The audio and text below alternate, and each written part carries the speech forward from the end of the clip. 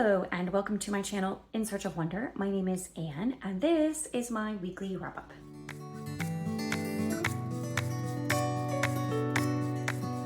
Today's weekly wrap-up is going to be a little bit different than usual because I did not read much this week.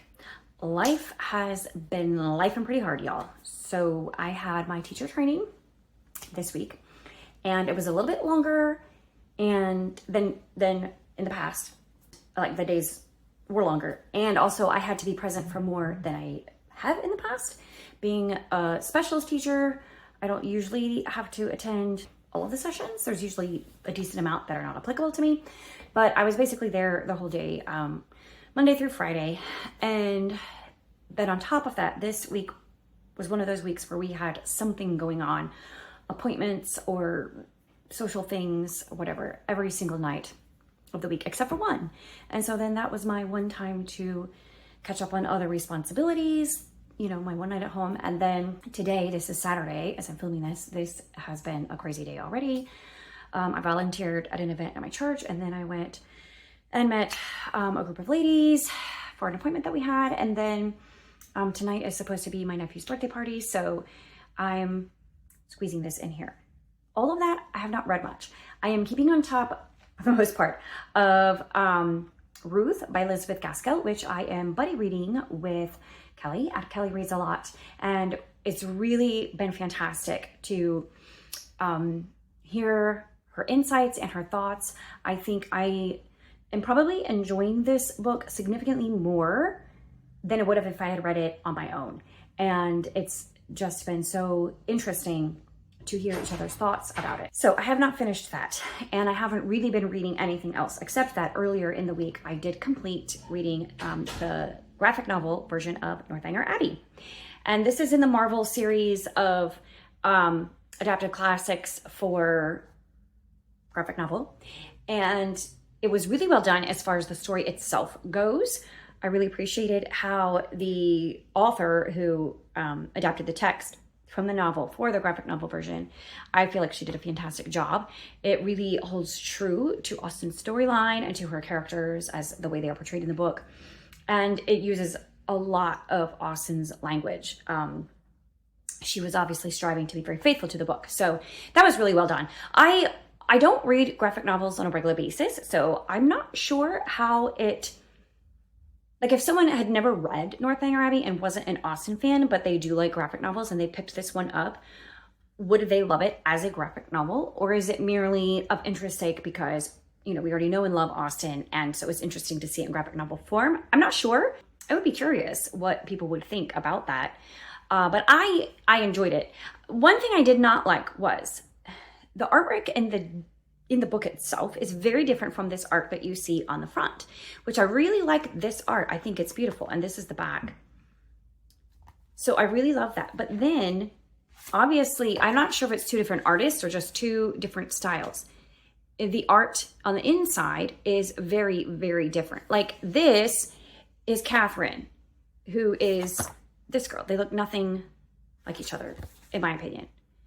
And in fact, she looks very manly in the book. And in many of the scenes, I feel like she does. And so I mean, otherwise it's fine, you know, like the colors and the clear drawings. But I don't know, I guess the faces were just a little bit too cartoonish for me. I mean, it's a graphic novel, but you know, still. So I didn't love the art in it as much, but I did enjoy the actual novel, and reading it again, refreshing the story in my mind was fun. But that little book was the only thing that I actually finished this week as far as reading. But I do have a little bit of a mini haul to share with you. My sister had left for me a bag of books at my other sister's house that I forgot to get like weeks ago. Finally picked it up when I was there earlier this week, and one of the books, she was returning something I already owned that she had borrowed. So that is No One Ever Asked by Katie Ganshert, and I have not actually read this yet. It's been on my shelf for a long time. I need to read it, but it's gonna go on my TBR shelf. But then she gave me a whole stack of books that she was just getting rid of. Pretty sure to make room for more books. Plus this one. And they're all by the same author, Elizabeth Mansfield, who was kind of like a vintage, and when I say vintage, I mean 80s, 90s. Yeah, that's vintage these days, guys. So I'm vintage, isn't that cool? Anyways, 80s, 90s author of Regency. I think they're clean at Regency romance. I'm not 100% sure, but I think so. I feel like I may have read some by her in the past. Nowadays, I mostly like, because Regency is kind of like my go-to for like a fun, light read when I don't want to think about something and I just want sheer entertainment fluff. I usually go for a clean Regency, and I usually get something from Kindle Unlimited, and there are quite a few great authors who are writing clean Regency romance nowadays. That's usually what I read, like a newer one. But it would be fun to have some of these on hand for just a physical book, because I do like a physical book. The only thing is, I told my sister, she asked if anybody wanted them, and I was like, well, I would like to try her as an author and see if I like her, but I don't know if I want all of these books. She's like, well, take that. So she gave them to me. I don't know that I'm going to read all of them, but I'll definitely read a couple of them and decide if the rest of them are worth keeping until I read them. I probably won't keep them permanently. I tend to keep on my shelves books that I have read that I will read again, and this is not that. So I will keep it until I've read a couple of them enough to determine, okay, this is a good, fun author that I will fit in, so I'll hang on to these until I've read them, or I'll just pass them on to someone else. One I'm going to keep to read at Christmas time. There's a couple Christmas ones in here, but this one, that's Winter Wonderland. And then this one, Lords and Ladies, this is a nice edition of it. It's not just the mass market paperback. This one, another of my sisters has read and really liked, so I will also definitely be reading that one. But the other titles, you can tell me if you've read any of these, if you're familiar with her at all, if you think I should hold on to these or not, or pass them on. Matched Pairs, A Brilliant Mismatch. And then here is a combined bind up of 2 Christmas books.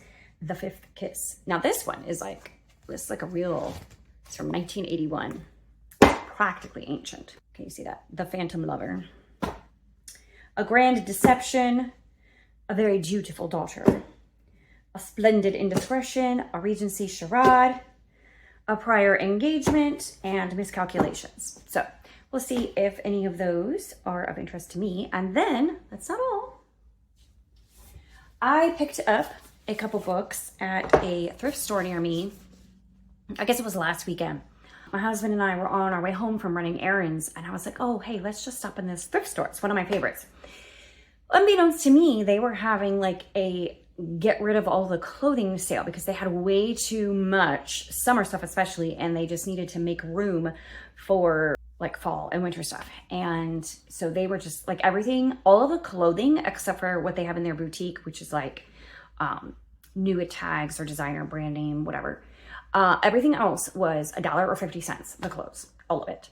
So I got a lot of clothes, and that was fantastic and a lot of fun. But I also always browse through their books selection. And so I found 2. This one, The Historian by Elizabeth Kostova. Kostova? Sure how you say that. This one I am very intrigued by, and I really want to read. It's a bit of a chunker, but I've heard good things and I'm curious about it. So it was only like $1 or something like that. So I definitely picked that up. And then someone had recommended this to me a while back as something that I would like. The Widow of the South by Robert Hicks.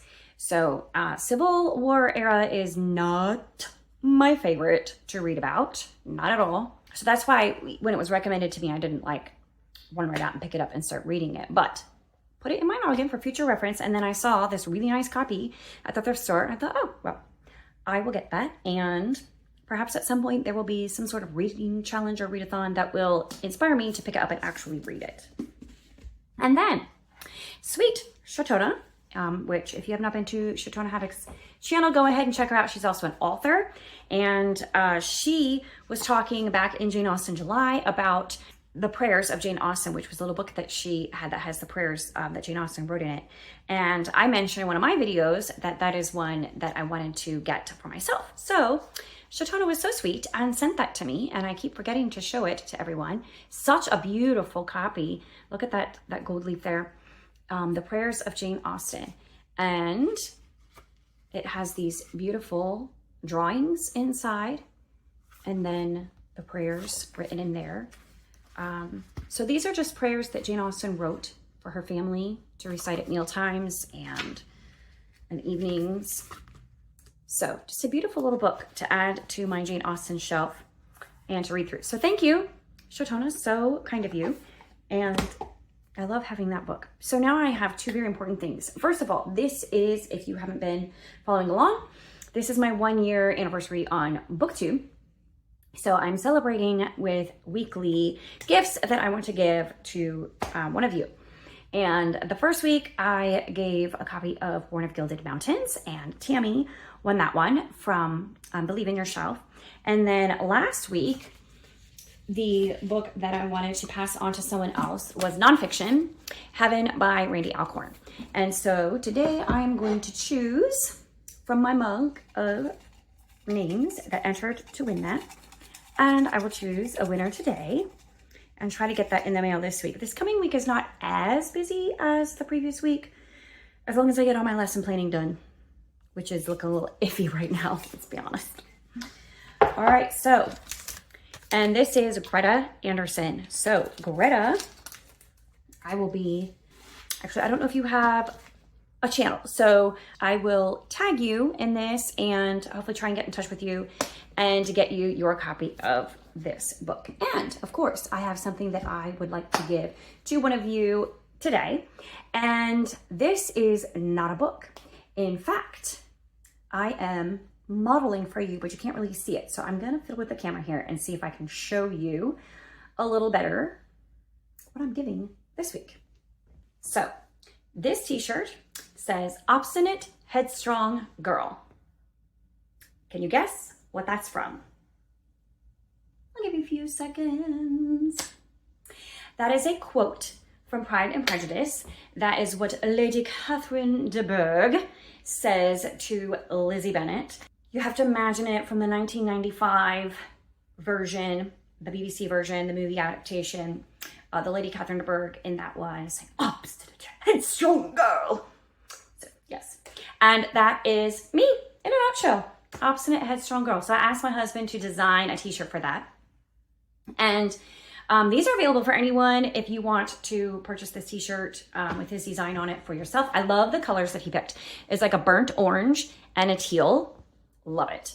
And it's on my Fourth Wall shop, which is always linked in my description box. So it's always available to purchase, but I would love to send this shirt. It's like an oatmeal color and it fits so nicely. I'm actually not sure if it's a small or medium. I can't remember which one he ended up ordering. But anyway, it fits really nice and it's really good quality of a t-shirt. And then I love the design. I love everything about it. So I am going to send one of these shirts to one of you. So all you have to do is leave a comment in the comments, obviously, about Jane Austen, because she's my favorite. So tell me, if you have read any Austen books, tell me which one is your favorite or which one is your favorite character. And if you have not read any Jane Austen, just mention that. That's fine. So anything about Jane Austen in the comments, and then I will choose a name next week from among the comments, just like I did today for the Heaven book, and I will send you off your own shirt so you can have one of your own, Obstinate Headstrong Girl. Now, if you think this does not apply to you, then I'm sure there is someone in your life that you know and love very much who this would be appropriate for, so you can get it for them. So that is the gift that I would like to give to someone this week. So drop a comment in the comments about Jane Austen, your favorite book by her, your favorite character by her, or anything else that comes to mind about Jane Austen, and I will choose and announce in my wrap up next week who will receive it. So it needs to be chosen, the comments need to be in by like Friday night, Saturday morning at the latest. On Saturday, I will draw the name and then get that shipped off to the person who wins. And unfortunately, again, that is only in the United States. Next week, my planned prize will be available to anyone, so anywhere in the world. So, but unfortunately, this one is only in the States because of shipping costs. So that is it for my weekly reading wrap up. I'm really hoping I get to read some more this week. I have the 4th volume of the Unselected Journals of Emma M. Lyon queued up, ready to read. And I also need to read A Cozy Mystery to finish up my summer book bingo. So that will be next, Because I Could Not Stop for Death by Amanda Flower. That will be my next one after that. And I still need to read a couple of other books for reading challenges that I have that I may or may not get to in August. It's just August kind of like went this past week. I did really well the week before, and then this week was like nothing. So hoping to have some more reading time this week. We'll see how it goes. And that is all for today. So I hope you all have a fantastic week. And don't forget to leave a comment about Jane Austen, and I will see you next time. Bye.